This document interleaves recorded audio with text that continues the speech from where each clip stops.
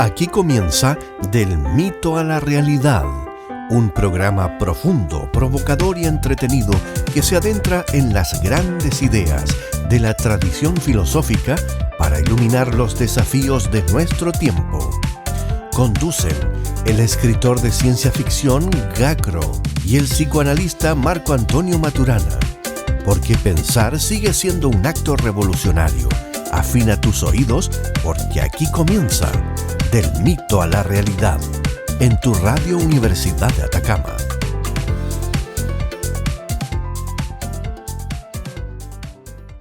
Hola queridos radioescuchas, estamos aquí en la radio de Universidad de Atacama, en nuestro nuevo programa apodado Del mito a la realidad. Me encuentro aquí con mi muy querido amigo Marcos. Muchas gracias por tus saludos. Yo soy Marco Antonio Maturana, psicoanalista, y aquí estoy con mi gran amigo, arquitecto y escritor de ciencia ficción, Gacro. Juntos hemos pensado que era una muy buena idea traer la sabiduría del pasado para responder o reflexionar sobre las problemáticas de la actualidad. Y es así como hemos denominado a este programa Del mito a la realidad. Se tratará de una serie de 10 capítulos aproximadamente, con una frecuencia semanal, aquí en los estudios de la Radio Universidad de Atacama. El nombre del primer capítulo de nuestra serie es Papito Corazón del Olimpo. Antes del tiempo y de la existencia, existían solo los elementos mezclados con un vacío en total y caótica confusión.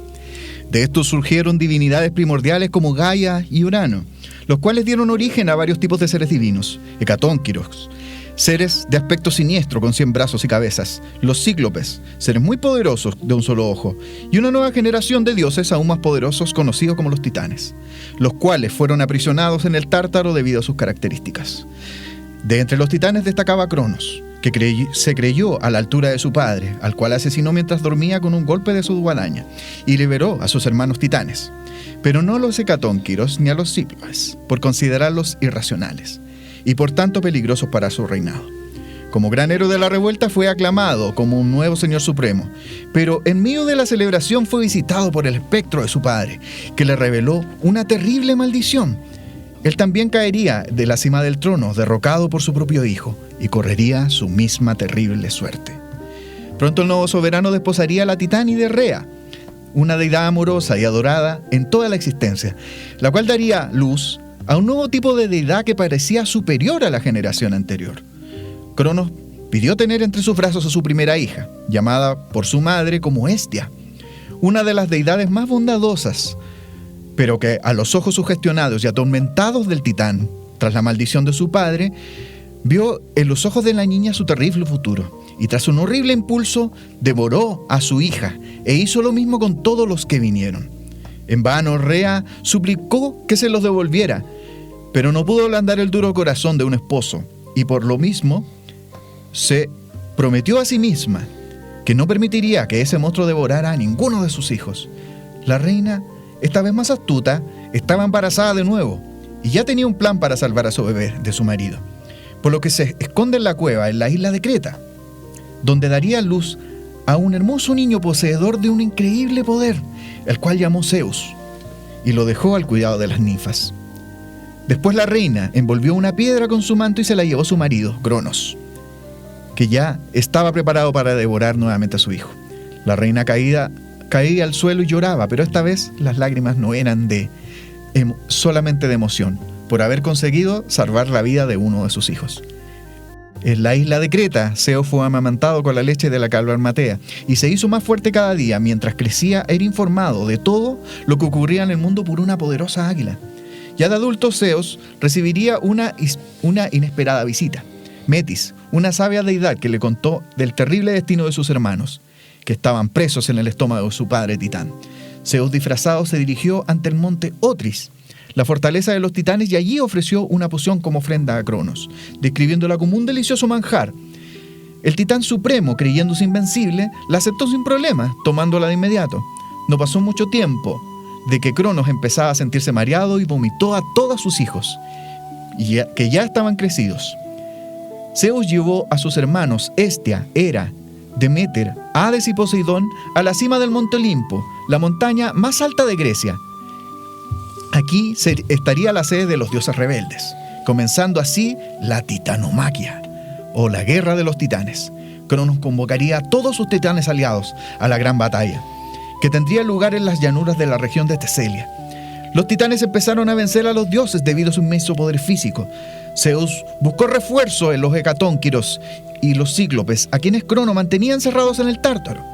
Por gratitud de su liberación, forjan formidables armas para los dioses. Zeus recibió sus famosos y poderosos rayos. Poseidón recibió un majestuoso tridente capaz de crear terremotos y tsunamis.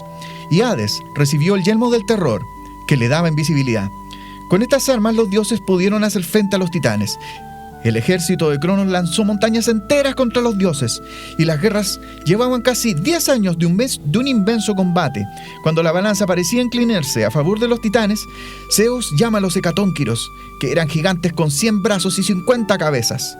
Ante estas horribles criaturas, el ejército de titanes entró en pánico, y Zeus reunió todo su poder para cargar de energía su más poderoso rayo, que golpeó la cabeza de Cronos, venciéndolo. Y así, los titanes fueron subyugados a todas, y toda su tiranía sería castigada de forma ejemplar. Cronos y sus aliados fueron condenados a una existencia perpetua en el Tártaro, con los hecatónquiros como sus carceleros, mientras los nuevos dioses, liderados por Zeus, gobernarían el nuevo universo, sobre 2 generaciones de padres desnaturalizados, que ignoraban el amor, cegados por la avaricia de sus almas impuras y el miedo. ¡Wow! ¡Qué relato, mi querido amigo Gacro! Es una verdadera película de ciencia ficción.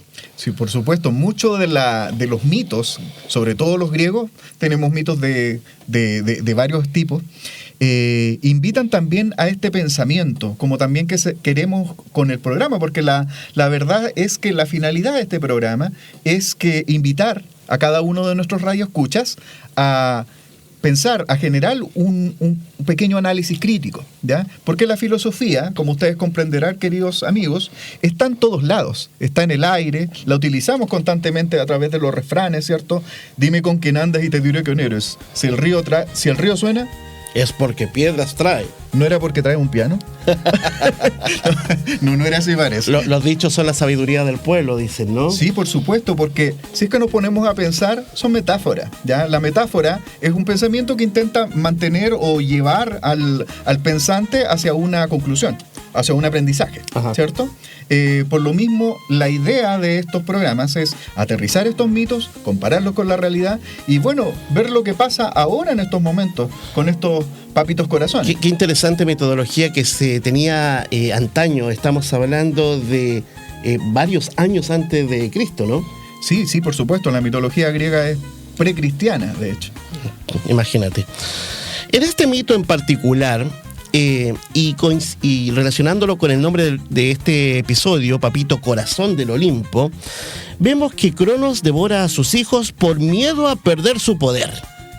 Los anula antes de que puedan crecer y ocupar su lugar en el mundo. Es una imagen brutal, pero profundamente simbólica. Ese adulto que por temor, inmadurez o negación no le permite al hijo la existencia plena como sujeto. Y ese es un tema muy interesante. Porque no solamente nos encontramos cuando hablamos de los papitos corazón con una falta a la norma, con una falta a la ley, sino que también estamos hablando del efecto que podría traer esto a la sociedad, a la familia y particularmente al individuo. Sí, por supuesto. Y bueno, no es una cuestión de géneros tampoco, pretendemos demonizar el tema el tema actual que se vive, pero yo considero que es bastante triste que haya tenido que existir, qué triste que sea necesaria una ley, claro, una nueva ley, ¿cierto?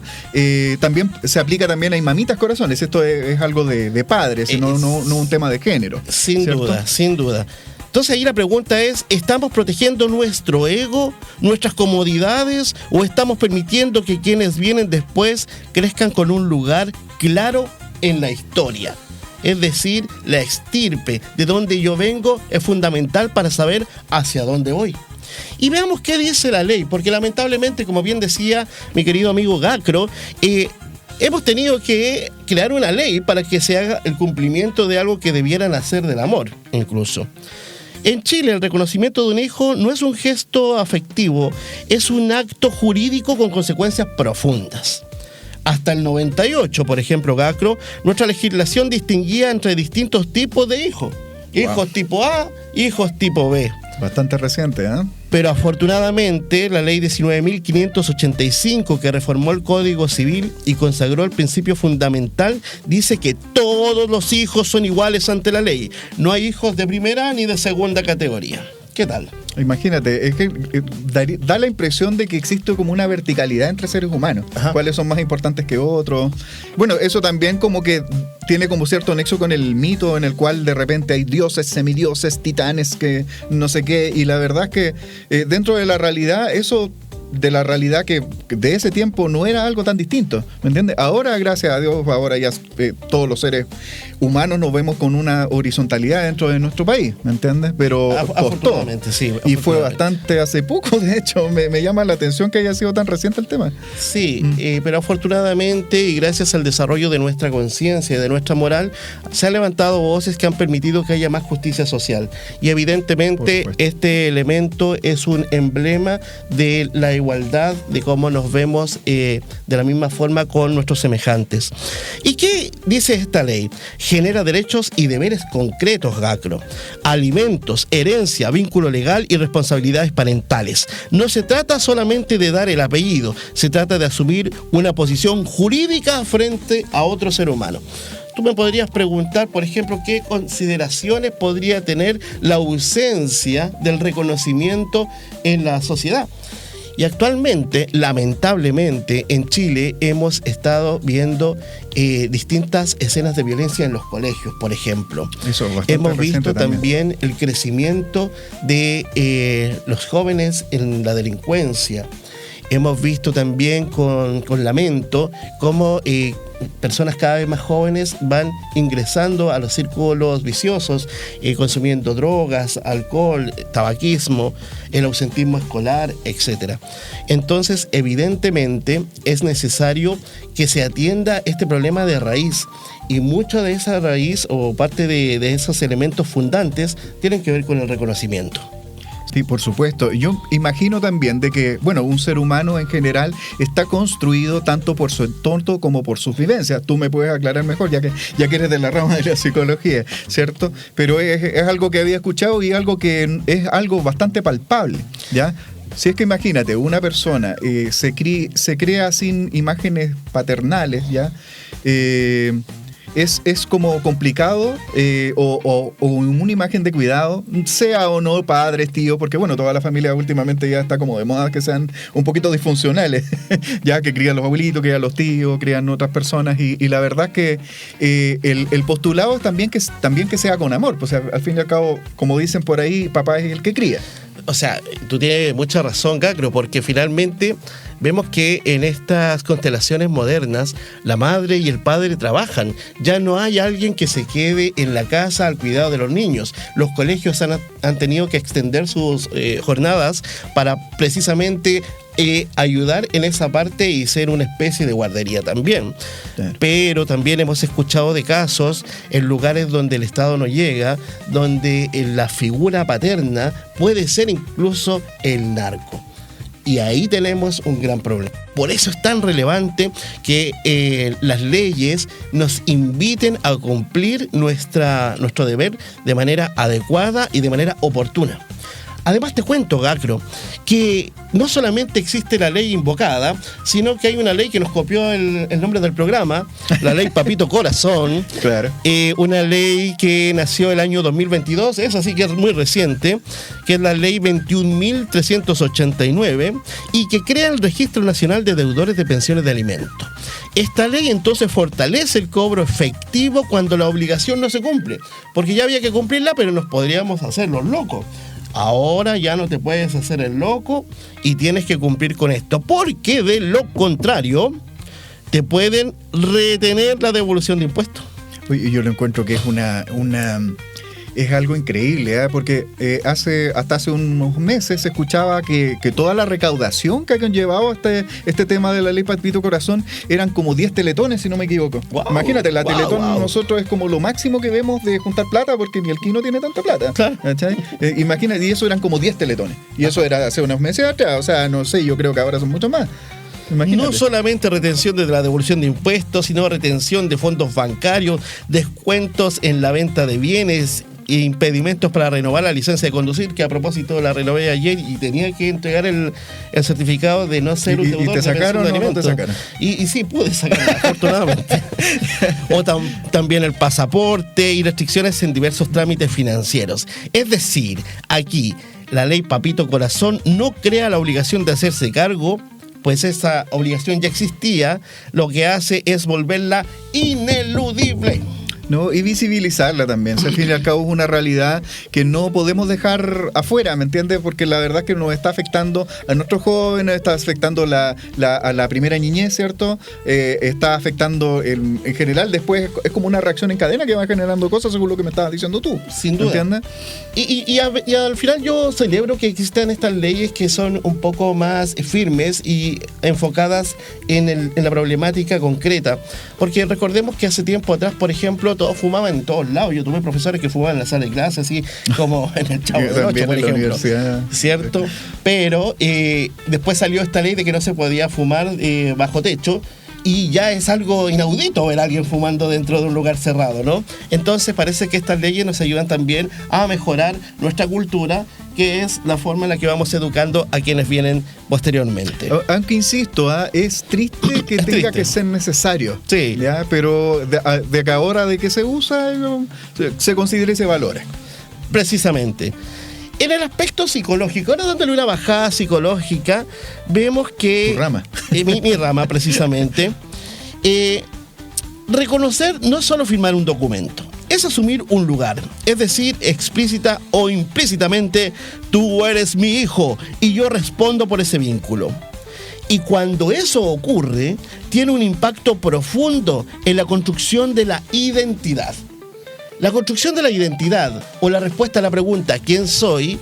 Es precisamente el objetivo de la adolescencia, Gacro.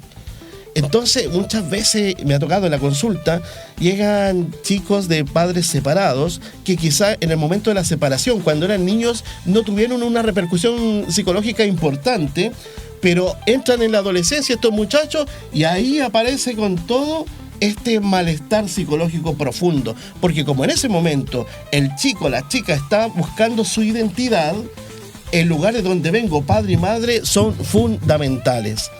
Y ahí puede generarse un impas en el desarrollo de la identidad, evento que se puede llevar a la adultez. O sea, que hay adultos que no tienen una identidad definida. Pues sí, mi querido amigo Gacro. Sí, es lo mismo, mira, consultándote, porque claro, yo no soy psicólogo, eso tenemos que aclararlo, ¿ya? Y es bueno, de lo cual me estoy informando a través de Marco, pero para profundizar un poquito más, ¿qué es lo que conlleva a una persona esta actuar? Porque claro, nosotros desde chico, yo recuerdo a mi hermana chica cuando llegó del kinder, el primer día de clase, ella llegó diciendo, y algo que nos pasa a todos nosotros acá en Chile, es que lo primero que nos dicen apenas empiezan las clases es que nosotros tenemos derechos, pero también tenemos deberes, ¿ya? Y bueno, es algo que nos inculcan. ¿Qué es lo que hace que una persona, porque claro, no es tampoco la idea demonizar a las personas porque sean los malos de la película, porque al fin y al cabo hay realidades, hay razones y hay detonantes en el cual me da la impresión de que una persona por miedo escapa, ya así mismo como lo hacía Cronos con Zeus, ¿me entiendes? A través del miedo. Me encanta tu apertura, porque tu apertura deja entrever el desarrollo de la conciencia. No es llegar y señalar a quien está haciendo un acto indebido, sino que también es importante entender por qué se genera este malestar. Y muchas veces vemos que hay cadenas que se van reproduciendo. Entonces mi papá no me reconoció, por lo tanto yo no reconozco a mi hijo. Hay un libro maravilloso que les invito a todas las personas que nos están escuchando a buscarlo y leerlo, que se llama Los Guachos.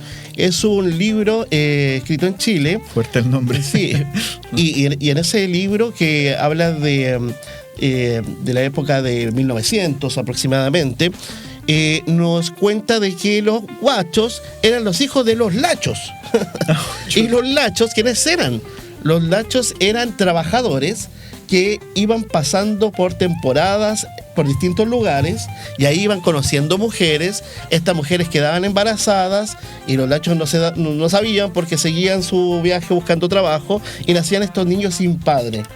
Y eso fue un fenómeno social muy importante, porque en un momento estos chicos crecidos empezaron a formar grupos, bandas, y empezaron a generar problemas sociales. Así es la del marino, como se dicen vulgarmente. ¿Te das cuenta? Pero ojo que los lachos no necesariamente sabían que habían dejado embarazada a la mujer, sino que como eran itinerantes, y después de un par de años pasaban y se encontraban con la gran sorpresa, ¿no? Pero ¿qué vemos ahí? Entonces, que podría también explicarse por una reproducción de patrones de conducta. También tenemos que aceptar el hecho de que vivimos en Latinoamérica y Latinoamérica tiene en gran valor un razonamiento que es la ley del más vivo. Ah, claro, la chispeza, como diría digámoslo aquí nuestro Gary Chile. Y lamentablemente esa forma de pensar, que se ha dicho de paso, no te hace más inteligente ni más astuto. Un poco retrógrada, de hecho. En realidad, ¿cierto? Al final la consecuencia es nefasta. Hace que nuestro nivel de responsabilidad no lo sintamos en nuestra conciencia con fuerza. Entonces, para que eso ocurra, parece que tenemos que educarnos más, leer más mitos, leer más libros, desarrollar una conciencia empática. Sí, y sobre todo igual observar dentro de los medios también la importancia que se le ha dado al tema. Sin ir más lejos, hasta hace poco tuvimos elecciones, ¿ya? Sí. Y uno de los candidatos en específico, no vamos a decir nombre, pero yo creo que todos van a adivinar cuál, perdió una gran cantidad de votos, creo, a pesar de su preparación. Yo considero que dentro de los candidatos que tuvimos en esta oportunidad hubieron algunos que estaban bastante preparados, ¿bien? Y él era uno de los que estaba más preparado. Sin embargo, perdió una gran cantidad de votos porque se le reconoció un tema de papito corazón. Así es que, ¿cómo se llama? Imagínense lo importante que fue la imagen que proyectaba esta persona. O sea, porque la verdad es que es ahora en estos momentos es castigado por la sociedad.